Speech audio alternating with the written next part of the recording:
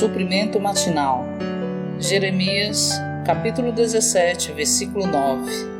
Enganoso é o coração, mais do que todas as coisas, e desesperadamente corrupto. Quem o conhecerá? Capítulo 13, versículo 23. Pode acaso o etíope mudar a sua pele, ou o leopardo as suas manchas? Então poderias fazer o bem, estando acostumados a fazer o mal. Outro aspecto do cerne do livro de Jeremias é que expõe o que somos na nossa condição caída. Nesse assunto, Jeremias é muito profundo, mas ao mesmo tempo muito simples. No capítulo 17, versículo 9, ele fala do coração humano. O nosso coração é enganoso mais do que todas as coisas e desesperadamente corrupto. Assim como o nosso coração é desesperadamente corrupto, a nossa natureza caída é imutável. Na nossa condição caída somos corruptos e podres. Não há maneira de mudarmos, de nos corrigirmos, nem de nos aperfeiçoarmos. Os discípulos de Confúcio tentaram usar os seus ensinamentos para se aperfeiçoarem, mas fracassaram. Até mesmo esta palavra em Jeremias, capítulo 17, versículo 9, acerca de o coração do homem ser enganoso e corrupto, está relacionada com a economia de Deus e com o seu dispensar. Embora o coração do homem seja corrupto e enganoso, e a sua condição seja incurável, até mesmo esse coração pode ser uma tábua em que Deus escreve a sua lei da vida.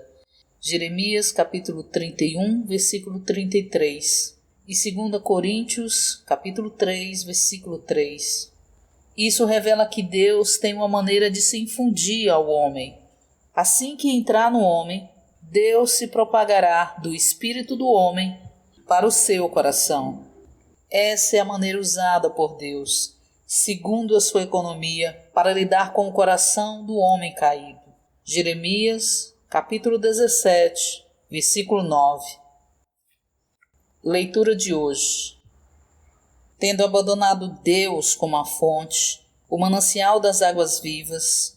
Jeremias capítulo 2, versículo 13. Israel tornou-se maligno, tendo um coração que era enganoso mais do que todas as coisas, e desesperadamente corrupto. Capítulo 17, versículo 9.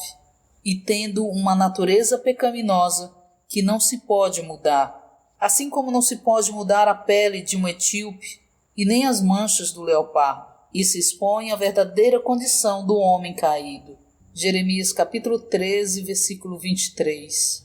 Isaías respondeu à visão de Cristo em glória, dizendo: ai de mim, estou perdido. Versículo 5.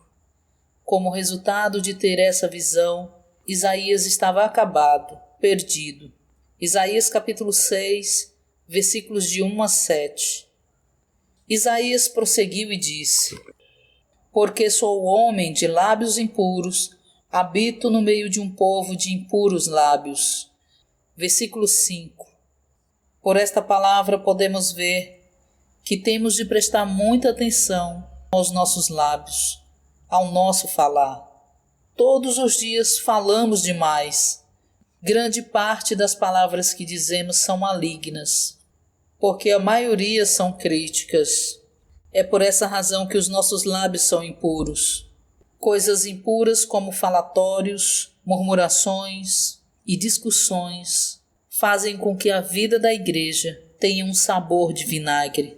Se eliminarmos os falatórios, as murmurações e as discussões, descobriremos que temos muito pouco para conversar. Assim como Isaías, temos de perceber que nossos lábios são impuros.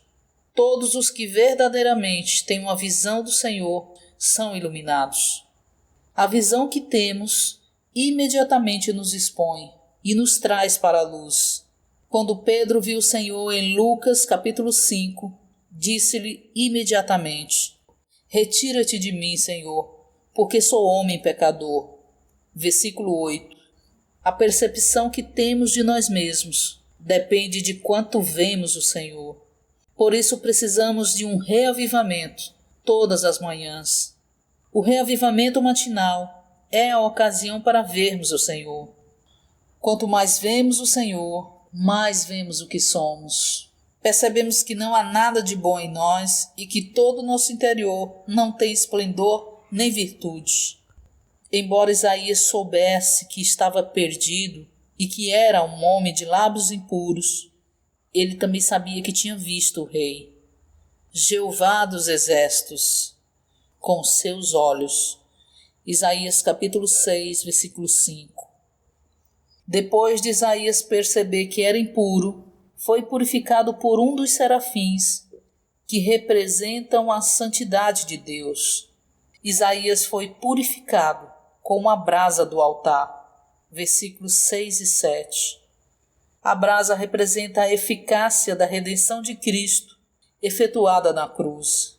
A purificação feita pelo serafim, com a brasa do altar, tirou a iniquidade de Isaías e purificou o seu pecado.